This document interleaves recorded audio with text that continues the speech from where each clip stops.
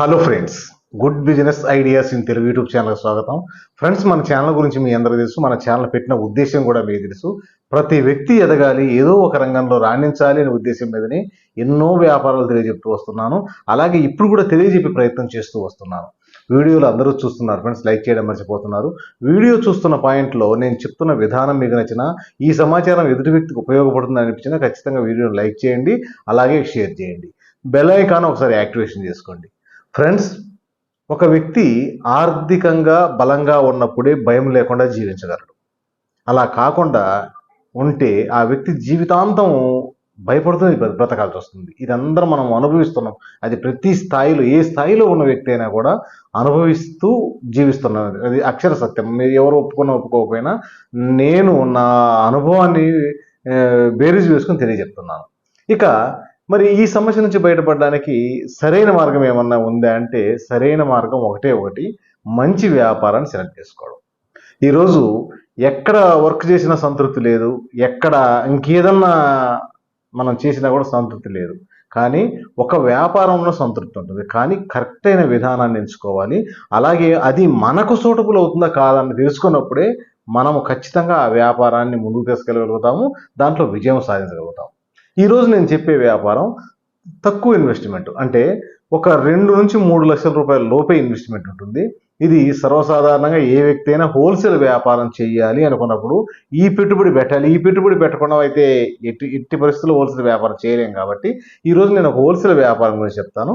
అలాగే ఈ ఇన్వెస్ట్మెంట్ పెట్టుకోగలిగి ఉంటే కొంచెం గ్రౌండ్ వర్క్ ఎలా చేయాలి, అలాగే ఎలా మార్కెటింగ్ చేయాలి, అలాగే ఎలా కొనాలి, ఇలాంటి విషయాలు మొత్తం క్లుప్తంగా మాట్లాడుకుందాము. ఆదాయ విషయానికి కూడా స్పష్టంగా తెలియజెప్పుకునే ప్రయత్నం చేద్దాం. ఫ్రెండ్స్, ఈరోజు ఈ వ్యాపారాన్ని మరి ఎవరు చేయొచ్చు అంటే మీకు మీరే విశ్లేషించుకోండి.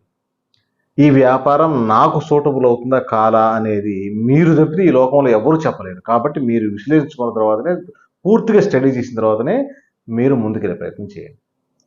దువ్యాన్లు అంటే మనకు మార్కెట్లో తెలుసు, ఎన్నో రకాల దువ్యాన్లు, ప్యాకెట్ దువ్యాన్లు ఉంటాయి. అలాగే లేడీస్ వాడే దువ్యాన్లు ఉంటాయి. కొన్ని దాదాపు మంగళోళ్ళు వాడే దువ్యాన్లు ఉంటాయి. దాదాపు దువ్యాన్లలో మీకు దాదాపు ఒక 200 రకాల పైన దువ్యాన్లు ఉంటాయి మార్కెట్లో. ఈ దువ్యాన్లో ఎక్కువ మూవ్ అయ్యే దువ్యాన్ రకాలు ఒక 40 ఉంటాయి. ఇవి స్పీడ్ ఐటమ్ అనమాట. మీరు ఎక్కడ ఫ్యాన్సీ షాప్కి వెళ్ళండి, మీరు దువ్యాన్లు కావాలంటే అవే చూపిస్తూ ఉంటారు. అలాగే ఎక్కడ మన సూపర్ మార్కెట్లకు వెళ్ళండి, దువ్యాన్లు అంటే అవే ఉంటాయి. ఈ విధంగా ఈ దువ్యాన్లో ఒక 40 రకాలు స్పీడ్ ఐటమ్ ఉంటాయి. మిగతా కొంచెం స్లో ఉంటాయి, కానీ వెళ్తూనే ఉంటాయి అన్ని. ఈరోజు ఈ దువ్యాన్లను మనం హోల్సేల్గా కొనుగోలు చేసి హోల్సేల్గా షాపులకు విక్రయించడం ఈ వ్యాపార ఉద్దేశం. మరి ఎలా కొనుగోలు చేయాలి, ఎంత మార్జిన్ ఉంటుంది అనే విషయాలు ఇంకొంచెం వివరంగా మాట్లాడుకునే ప్రయత్నం చేద్దాం. ఈరోజు అందరికీ వ్యాపారం చేయాలంటుంది, కానీ ఏ వ్యాపారాన్ని అయితే అతను క్షుణ్ణంగా తెలుసుకోని మొదలు పెడతాడో అతనే గెలవగలడు. ఈరోజు ఈ వ్యాపారాన్ని కూడా మీరు స్పష్టంగా తెలుసుకునే ప్రయత్నం చేయండి. ఫస్ట్, ఇది హైదరాబాద్ విషయానికి వస్తే బేగం బజార్ ఏరియాలో మీకు ఫలానా షాప్ అని నేను చెప్పలేను, కానీ నెంబర్ ఆఫ్ షాప్స్ హోల్సేల్గా దువ్యాన్లు విక్రయిస్తూ ఉంటాయి. ఒకసారి మీరు తిరగండి. ఈ వ్యాపారం ప్రారంభించాలనుకుంటే మాత్రం ఖచ్చితంగా మార్కెట్లో కొనే తర్వాత కదా, ముందు తిరగండి. తిరిగితే ఒక అవగాహన వస్తుంది. ఎక్కడ ఎంత రేట్లు పడుతున్నాయి, ఏ దువ్యాన మార్కెట్లో సేల్స్ ఉంది, మన ఇళ్లలో ఏ దువ్యాన్లు వాడుతున్నారు, అలాగే షాపుల్లో ఎన్ని రకాల దువ్యాన్లు ఈ కూలింగ్ షాపుల్లో వాడుతుంటారు, ప్యాకెట్ దువ్యాన్లు ఎన్ని రకాలు ఉన్నాయి, అలాగే పేల దువ్యాన్లు అంటుంటారు, ఆడోళ్ళు దూకుంటుంటారు, పేల దువ్యాన్లు, చిక్కు దువ్యాన్లు అంటుంటారు. ఇవి ఎన్ని రకాలు ఉన్నాయి, ఒక అవగాహన పెంచుకోండి.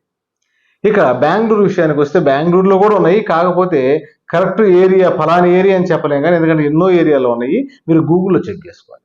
ఇక చెన్నై విషయంలో కూడా సేమ్ అంతే. చెన్నై విషయంలో ఈరోజు చాలా చోట హోల్సేల్స్ అని అంటుంటారు, కానీ నిజమైన హోల్సేల్ సూపర్ స్టాకిస్టులు తెలుసుకోవాలంటే మనం గూగుల్లో చెక్ చేసుకొని అక్కడ ఆ ఏరియాలో వెతకండి ఏది కాదు. ఇంకా ఈ వ్యాపారాన్ని ఫస్ట్ ప్రారంభించడానికి ఈ విధానంలో ముందుకెళ్ళండి. మీకు ఏ సిటీ దగ్గర అయితే ఆ సిటీలోకి వెళ్ళి అక్కడ నుంచి తిరిగి మార్కెట్ చూసుకొని ప్రారంభించండి. ఇక ఇవన్నీ ఓకే, నాకు వ్యాపారం రన్ అవుతుంది, నేను దీంట్లో బాగా పర్వాలేదు అనిపించినప్పుడు డైరెక్ట్గా ఢిల్లీ మార్కెట్ మీకు నెంబర్ ఆఫ్ షాప్స్ ఉంటాయి. అక్కడ నుంచి మీరు డైరెక్ట్గా కొనుగోలు చేయొచ్చు. దాన్ని కూడా మీరు ఆన్లైన్లో వెతకండి. అంత సమాచారం ఆన్లైన్లో ఉంది, కాకపోతే కొంచెం శోధించాల్సిన అవసరం ఉంది. ఇక ఎలా చేయాలి, మా హోల్సేల్ మార్కెట్ ఉంది, మన దగ్గర ఇన్వెస్ట్మెంట్ ఉంది, ఎలా చేయాలి, ఎక్కడ అమ్మాలి, ఇది వ్యాపారంలో నాకు తెలిసిన మెలకువ చెప్తాను. ఎవరికి వాళ్ళకి ఐడియా ఉంటుంది. దాన్ని ముందుకు తీసుకెళ్ళే ప్రయత్నం చేయండి. నేను ఏ విధంగా చెప్తున్నాను అనేది ఒకసారి గమనించండి. ఇది మీకు సూటబుల్ అవుద్దో కాదో తెలుసుకోండి. ఇక కొనుగోలులో మెలకువలు పాటించండి. ఫస్ట్ ఆఫ్ ఆల్ ఏ రకాలు మూమెంట్ ఉంటాయో వాటిని మాత్రమే మీరు కొనుగోలు చేయాలి. అలా మూమెంట్ లేని దువ్యాన్లు ఎట్టి పరిస్థితుల్లో కొనుగోలు చేయకండి. ఎందుకంటే ఎక్కువ అవి కొనుగోలు చేయడం వల్ల అవి ఆగిపోతాయి. అవి సేల్స్ లేకపోతే మనకు ఆ పెట్టుబడి ఆగిపోతుంది. కాబట్టి అలా చేయకండి. ఫస్ట్ సెలెక్ట్ చేసుకోండి. ఎక్కడ ఏ మూవింగ్ దువ్యాలు ఉన్నాయో వాటిని ఇమేజెస్ ఫోటోలు తీసుకోండి మీ మొబైల్లో. ఇళ్లలో మనం వాడే దువ్యాలు తీసుకోండి, మంగళ షాపులో వాడే దువ్యాలు తీసుకోండి, అలాగే కిల్లి బంకుల్లో వాడే ప్యాకెట్ దువ్యాల ఫోటోలు తీసుకోండి. ఇలా స్పీడ్ ఐటమ్ మొత్తం ఫోటోలు మీ దగ్గర ఉండాలి. అవి సమకూర్చుకోండి. తర్వాత హోల్సేల్ మార్కెట్లోకి పోయినప్పుడు వాటిని మనం కొనుగోలు చేసేటప్పుడు ఈ ఫోటోలే మనకు ఉపయోగపడతాయి. ఎందుకంటే మూవింగ్ అన్నీ వాళ్ళే కొట్లో అమ్మే వ్యక్తి ఏం చెప్తాడు, ప్రతి ఐటమ్ స్పీడ్ ఐటమే సార్, అన్నీ వెళ్తాయి, బాగానే ఉంటుంది మా వ్యాపారం అని చెప్తాడు. కానీ మనకు ఏది మూమెంట్ ఉంటుంది అనేది మనం ముందే గ్రౌండ్ వర్క్లో స్టడీ చేస్తాం కాబట్టి ఒక అవగాహన ఉంటుంది. అక్కడ నుంచి కొనుగోలు చేసిన తర్వాత మనం ఉంటున్న ఊర్లో నుంచి మన జిల్లా మొత్తాన్ని వరకు ఈ వ్యాపారం చేయడమే ఈ వ్యాపార ఉద్దేశం. ఇక మనం హోల్సేల్ పాయింట్ అనేది సపరేట్గా ఏ రూమ్ తీసుకోవాకండి. ఎక్కడ రూమ్ తీసుకోవాల్సిన అవసరం లేదు, ఎక్కడ గుమస్తాలు అవసరం లేదు. ఏవి అలాంటి పనులు పెట్టుకోండి. మీరుంటున్న ఇంట్లోనే ఈ స్టాక్ పాయింట్ పెట్టుకోండి.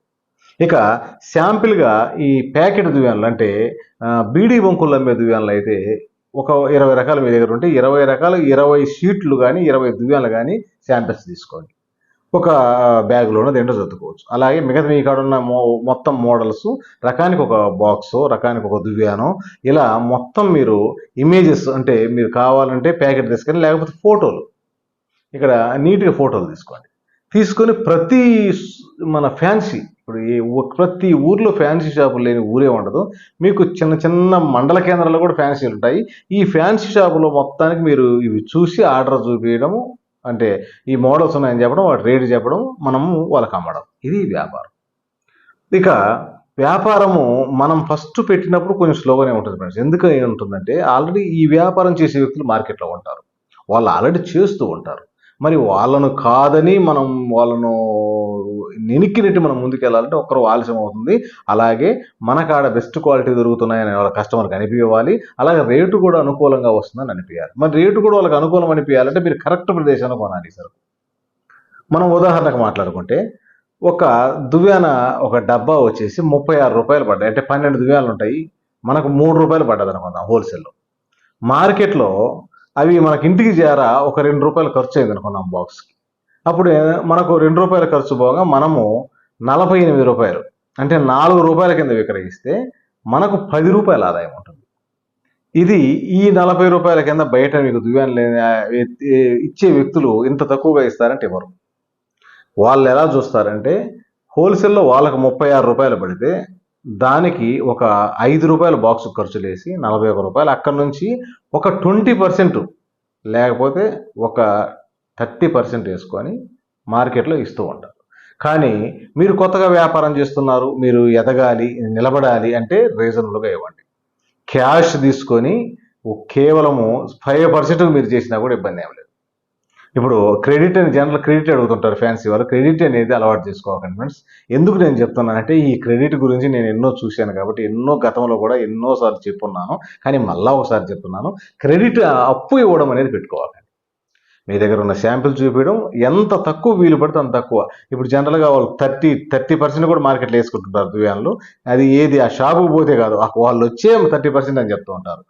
అలా కాకుండా మీ షాప్ కాడికి పోయి ఒక బాక్స్ 36 రూపాయలు పడ్డ బాక్స్ మీరు 48కి ఇచ్చారనుకోండి, 4 రూపాయలకి దువ్యాన్ని వస్తుంటే వాడు 20 రూపాయలు, 15 రూపాయలు, 10 రూపాయలు ఎంతైనా అమ్ముకుంటారు. మనకు సంబంధించిన విషయం కాదు. అతనికి 4 రూపాయలు వస్తుంటే బయట వాళ్ళు 5 రూపాయలకు అతను కొని ఉంటాడు వాటిని. ఎందుకంటే అంత తక్కువ ఎవరు కాబట్టి అతను ఏం చేస్తాడంటే క్యాష్ ఇచ్చే తీసుకుంటాడు. అవసరమైతే 2 రూపాయలు తగ్గించేవాడిని క్యాష్ ఇస్తానంటాడు, ఇచ్చి పడేసేయండి. ఇట్లా అలవాటు చేసుకోండి మీ కాడున్న మోడల్స్. ఒక్కసారి కస్టమర్ కాడికి పోయి మీరు చూపించిన తర్వాత మీ ఫోన్ నెంబర్ అతని కాడ ఉంటుంది, అతని ఫోన్ నెంబర్ మీరు తీసుకుంటారు. అలాగే ఎప్పటికప్పుడు వాట్సాప్లో ఇమేజెస్ పంపిస్తుంటారు, ఈ మోడల్స్ వచ్చాయని అతను ఆర్డర్ చెప్తూ ఉంటాడు. ఆ యూపీఐ ద్వారా అమౌంట్ పంపిస్తుంటాడు, మీరు కొరియర్ ద్వారా వాళ్ళ సరుకు పంపిస్తూ ఉంటారు. ఈ విధమైన ప్రాసెస్ తోటి ముందుకు వెళ్ళినప్పుడు మనము ఖచ్చితమైన విజయం వస్తుంది మనకు. ఇక ఇలా కాకుండా ఈ వ్యాపారాన్ని ఇంకొక మార్గంలో చేసే అవకాశం లేదు ఫ్రెండ్స్. మీరు నేను చెప్పిన దాన్ని స్పష్టంగా విన్నారు కదా.